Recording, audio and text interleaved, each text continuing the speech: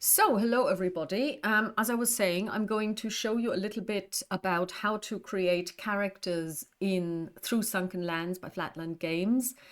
Now, one thing that I want to say up front is usually everybody does this in a common session zero session, as it were. And when I run you through this, you will very soon see why this is the case. Also, they kind of assume that everybody's sitting in the same room because they will be referring to the person to your right, to the person to your left. However, that's not a problem.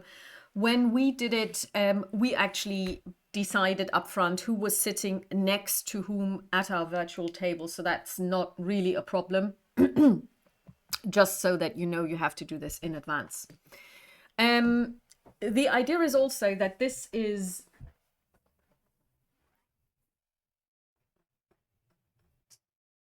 zero prep. So it means that people don't sit down up front. They don't think about the background of their character and stuff because everything is rolled randomly. Now, when we first said we were going to play Beyond the Wall, and I was told that this was the way character creation was going to happen, I was very skeptical. I'll be very upfront about this because I really like creating my character. It's not like I'm somebody who writes reams of paper discussing the background of their character, but I kind of do want to make a decision as to who they are, where they are coming from, and stuff like that. And so this whole idea of doing this randomly somehow seemed quite alien to me. However, in preparation for this video, I rewatched the character creation session we did 4 years ago. And a lot of the things that I'm now absolutely familiar with and that basically gel really well in the game, for example, another character in the game is my sister, came about not organically because we decided that this was the case. And I completely misremembered this, but it was because we rolled the same result on the table, which meant she was the daughter of the weaver, I was the daughter of the weaver. So we were like, okay, unless there are two weavers, it means that we are sisters. So, and I couldn't even remember that this was a chance result. I thought that we had decided at some point, oh, we should be sisters, but it was driven by a die roll. So this just goes to show how well those die rolls work and how closely they can be put into practice, how well they can be put into practice at the table, because you are dealt a hand and you just are going to play with it and it works really well. So before we do anything, I would like to show you just a couple of basics.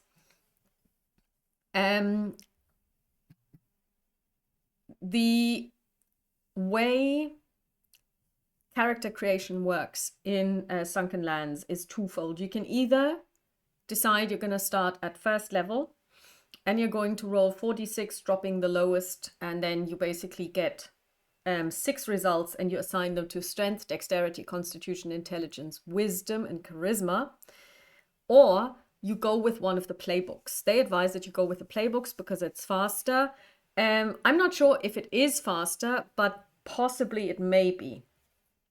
And if you use the playbooks and the game comes with, I want to say 8, you have predefined classes. And those of you who are familiar with Monster of the Week will know about playbooks and how they work. I've now randomly chosen one. Basically, when I bought the pack on Drive-Thru RPG, I got them as separate PDFs as well, and you also get the map pack. So and the adventure packs, and I chose the High Kabbalist playbook simply because I want to show you the whole magic thing as well.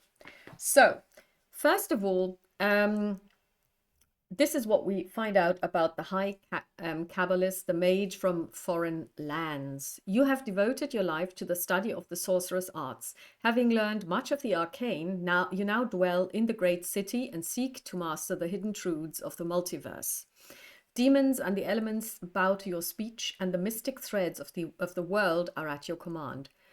You are both smart and wise. So that makes sense because I'm going to be using my brain for many things. Your intelligence and wisdom begin at 10, and all of your other ability scores begin at 8. Now, by the end of this, we will have created a second level character. So we go to, so first of all, I'm going to make notes. And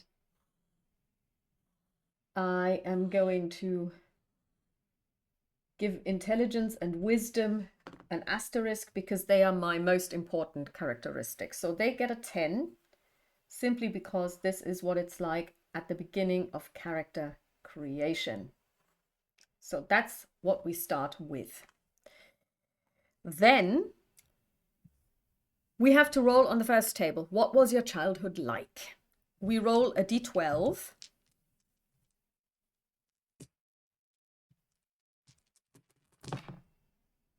Where's my d12? There it is. And I roll a 4. On a 4, I was raised to roam in outrigger canoes amongst the many islands of the great archipelago, which means I get +2 in dex. So my dex goes up to 10. I get +1 in strength. And I get +1 in constitution. So that's interesting because now I've got 3 at 10 and 2 at 9, and I haven't touched my core abilities at all. They have not increased, and I get a skill, athletics. Now, as I've said, there is no skill list in terms of on your character sheet that you just basically say, I've got these, I've got these, I've got these. You're encouraged to make up your own, but sometimes you actually get one. So that's that. How did I distinguish myself as a child? 1d8.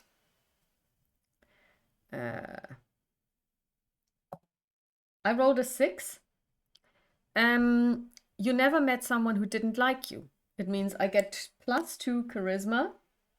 So now I'm at 10 there as well, +1 strength.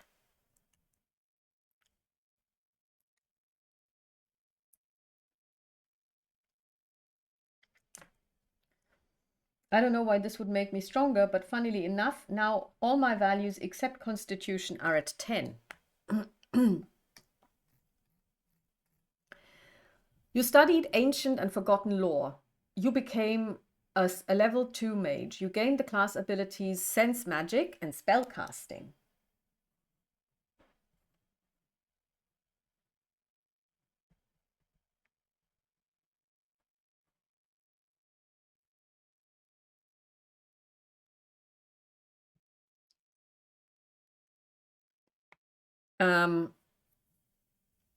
How did you learn about how did you learn the arcane arts? We roll a d6 and we rolled a 6. Your master was a wandering sorcerer who dealt in hidden treasures and trinkets. You learned the following magics: the cantrip beguilement,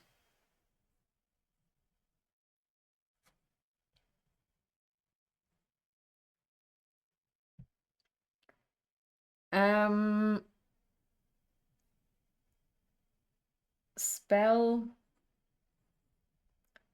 elements command,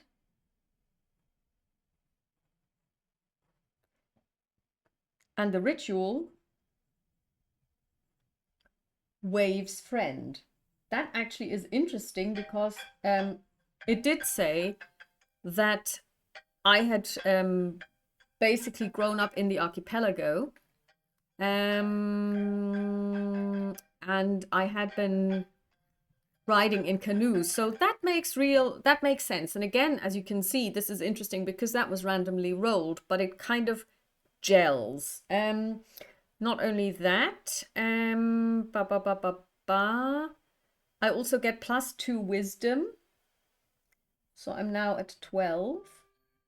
And +1 con.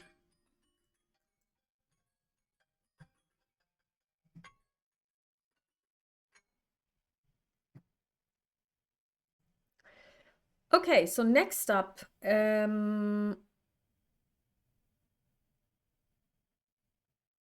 yes, and I get the skill navigation. Again, gels with the fact that I grew up riding in boats. Then how did I come to the great city? On a 5.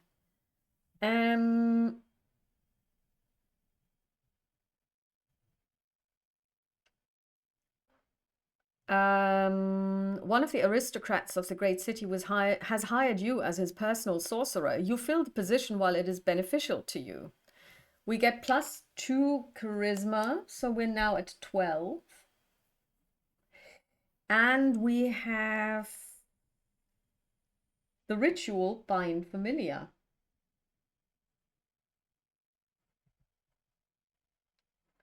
And it's interesting to see that I'm filling the position just as long as it benefits me. So I'm not the most loyal person, apparently. Besides the other characters, so basically this game assumes that the group is friends, the characters are friends, and they've known each other for a good while. Besides the other characters, who is your most valued contact or friend in the great city? We roll a d8. 2. One of the dancers who performs on the edge of the great market is a close friend of yours. 2 to dexterity. So my dex is now 12. And 1 to wisdom. So I'm now really wise, but not very intelligent. Intelligence and strength and constitution are my lowest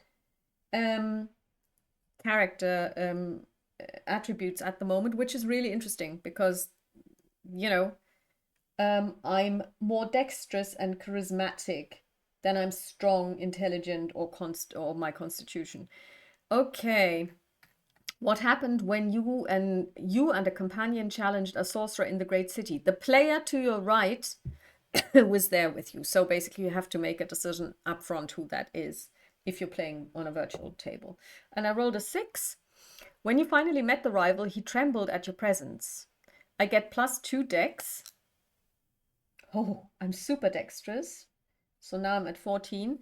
I get the spell Terrifying Presence.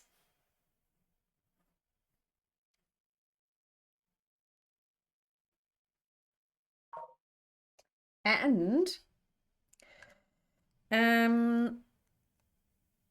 the friend to your right passed a dagger through his ribs and gains +1 dex. So, you know, yes, we are heroes, but we are grey. What arcane treasure do you keep? So you get a trinket, and it's a 2. A book of ancient history containing many maps. I get +2 wisdom.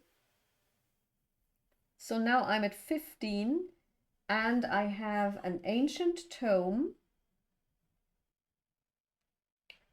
with many maps and, oh, sorry, it's a large tome. And ancient history. So, since this is happening in the group, as you are running the game as a game master, you would now start, and I know that this is how this works as well, you would start thinking about this. Okay, so how can I use this? We've got somebody, and you want to write this down, because now you have somebody who has a book with ancient maps and history. So they would know something about the past. In my other video, I was telling you that this is a sword and sorcery based game. So basically the world is young and old at the same time. Young because it is like the classical period, ancient Greek society, ancient Egyptian society. So not like the medieval fantasy mercantile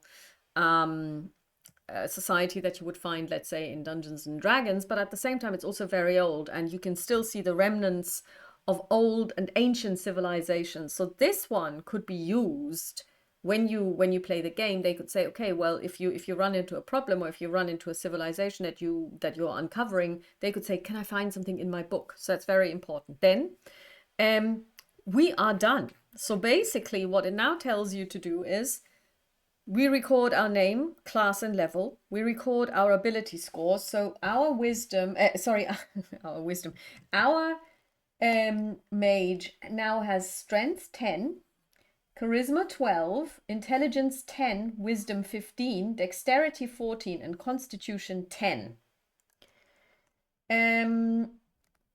That's a very interesting spread. It could have come out completely differently in terms of that I would have rolled in such a way that maybe my intelligence and wisdom would have gone up more, although my wisdom is pretty high, but my intelligence is quite low. But this way, it's quite an even spread. In the space beside each, record your ability score bonus using the chart on the back of this booklet. And they are slightly different from what we would be used to from 5.8. So basically a 6 to an 8 is a -1, 9 to 12 is a +0, and only at 13 do you start getting modifiers. So I would be getting a modifier only for dexterity and wisdom, a +1. Everybody else would be at 0. I have nothing at minus. That's good. You jot down the skills and class abilities, starting equipment, as well as any other pieces of gear you may want to buy.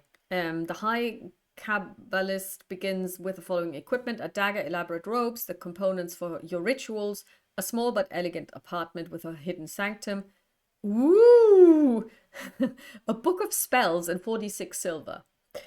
You pick an alignment. Your character may be lawful, chaotic, or neutral. If you can't decide, simply choose neutral. There is some explanation about the worldview and about chaos and neutrality and lawfulness and how this works. When I do an in-depth review of the actual role-playing game itself and the world, I'm going to talk about this. I want to wait for the physical copy because I have been reading through the PDF on my screen, but I really find it very tedious and tiresome. And my base attack bonus comes from my class. As a level 2 mage, you have a base attack bonus of +1. My initiative is equal to my level plus my dexterity bonus. So my initiative is 2 + 1, so it's 3. My armor class is 10 plus my dexterity, so that's 11. I'm not wearing any armor just now. I have fortune points. My hit points are 6 plus my constitution bonus to start, and then a d6 on my my constitution bonus for reaching level 2. So that's then whatever I roll, I'll just do that. And I rolled a 4, so my hit points are 10 in total.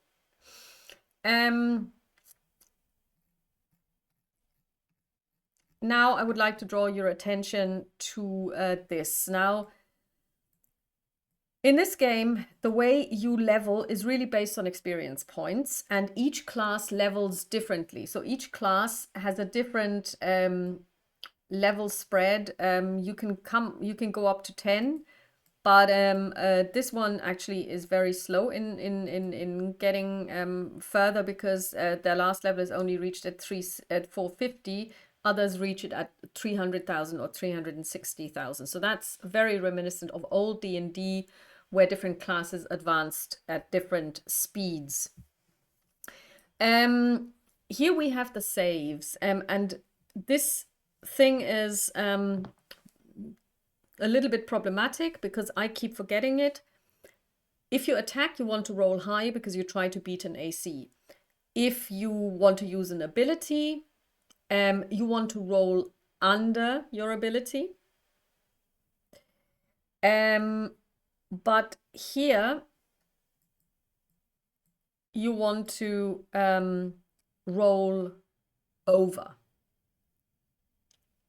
So if you want to save against the breath weapon, you need to roll 16 or higher. And I have actually turned this around, and I have created a conversion table because statistically speaking, if I want to roll over a 14, so 15, 16, 17, 18, 19, 20, that is a percentage, and I've just turned it round so that you always roll under. So instead of having to roll a 14 or higher, you instead have to roll under a 6. I think that's correct. Yeah. So basically I've converted all of these. I've done the math and I checked. That's basic statistics. It's the same thing, because this means that everybody only has to remember one thing. You have to roll low unless you attack, in which case you have to roll high. So that is essentially how you create a character. And it basically also explains why you need to come to a seating arrangement, even on a virtual table, to ensure that this works. It is actually quite quick. We've been doing this for about, I want to say 20 minutes, because I had an interruption when people were trying to reach me earlier. But it can be done really quickly, and it is a lot of fun. Because even as people are talking about this, you know, so I've got a friend, the person sitting to my right drove their dagger through an opponent of mine. That's how much they love me. I mean, this is like, you know, oh, I committed a murder for you. So you see, this gives you quite a lot of, I don't know, meat already on the bone. And even though it is very random, you do get a character that you can work with, and it's quite nice to be able to do this. So what I would do is I would give people the option to choose their character class, of course, because if you don't want to play a spellcaster, you shouldn't have to play a spellcaster. And there is also another rule in the base game, and that is character traits. Now, usually you don't have them, but they do have a list of character traits that you can use and that people can choose from. So basically, the downside is that if somebody has a character trait, and this really grates my cheese in all the other games that I play, you know, you have skills or character traits or whatever you want to call them, and they're never important. I mean, I'm playing a cleric and I've got the medicine skill and I'm proficient in it. I've got a +6 to my rolls. It just doesn't come up because, I mean, the thing is, okay, I'm good in medicine. I roll on this. Okay, they're dead, Jim, or they're sick. But unless I have somebody who can cast a spell to heal them, there is nothing usually I can do, because what do you do with that? So the game master then has to come up with, okay, this is the sickness that I have. In order for them to be healed, this and this needs to be done. So you need to go on a side quest to either buy the ingredients or whatever. I still don't understand why they didn't say, we're going to change the whole way you heal in Dungeons and Dragons, and you don't just get all your hit points back, which is totally stupid. But instead, somebody with a medical check who has medicine, and I'm talking about is proficient in medicine because it makes a difference, or has the healer feat or whatnot, can actually make a difference. That would be so much more fulfilling than just giving people those things that then never matter, because mostly you simply don't think about them, and I'm guilty of this myself as a game master. I simply forget what kind of skills and feats and whatnot people have. And I really like what they're saying here. Groups looking for more options.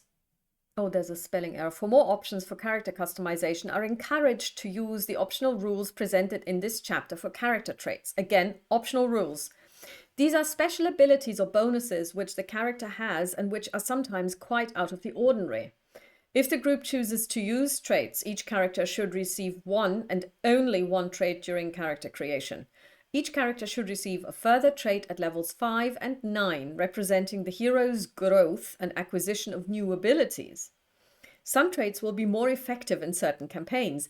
The linguist trait is a clear example of this phenomenon. In some campaigns, language and the ability to read lots of different clues will be terribly important, while other games will rarely even touch on languages. So, if you just said, oh, hey, I'm a linguist, I really love this, I'm going to take this, you may end up with a trait that is completely useless, which brings them to the next paragraph. Game masters are encouraged to pay close attention when players choose traits for their characters. Haha, because a choice of trait is usually a sign of the kind of story in which the player is interested. So a good GM always makes sure that a character's traits matter. And that is the most important thing that every game master, and that also Wizards of the Coast should remember the next time they bring up, I don't know, D&D Forever or whatever the next installment is going to be called.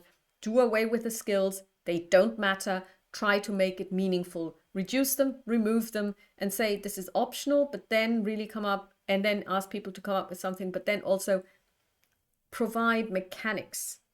Because you have all of these skills and they have no mechanics attached to them. Traits are not recommended for one-shot play unless with an experienced group. There is no reason to spend time going over this list or inventing a new trait for your character when you could be spending those 15 minutes playing the game and figuring out what is going on beneath the streets of the great city. And the traits are really very varied. So for example, the linguist has a gift for languages. This character knows twice as many languages as she normally would. But then compare this to reserves of strength. Such is this character's willpower and drive that she may rise to fight her foes even in the direst of circumstances. A character with this trait may spend a fortune point to immediately recover 1d8 hit points plus 2 hit points per level. That is some kind of really useful trait, which would benefit any character class. Whereas this is so, you know, bland, or, well, it's colorful, but bland at the same time. Leader of men, for a fortune point, you can give all of your companions a +2 to all of their rolls during the next round. Hey, what do you call that? Well, that's a buff if I've ever seen one. Again, compare it to linguist. So, you know, here again, and they are actually very open about this. Some of these are simply fluff. And I don't know if I want people to go off on a tangent and just add fluff stuff to their characters, because then we could just as well hand wave it, saying, okay, well, I'm learned, I'm a mage, blah, blah, blah, blah, blah. Maybe I know a little more about this. Maybe I could, I don't know, do an intelligence check. Maybe I roll really well, and it means that I natural 1, for example. Because remember, you want to roll high here. And I do know this language, so I would actually do it like this. So I like the idea that for those that really want to see traits there, they have them, but that they say, you know, really think about it, and you may not want to do this. Okay, so now we've got our character. I hope you enjoyed this. Now you know how to create characters through Sunken Lands, a game system and a game book that I'm really excited about. And may I just say, I love the art. I really love the art. I really love the art in Beyond the Wall. It is fantastic, and here it is fantastic as well. I really, really like it. So hope to see you soon in my next video. Bye.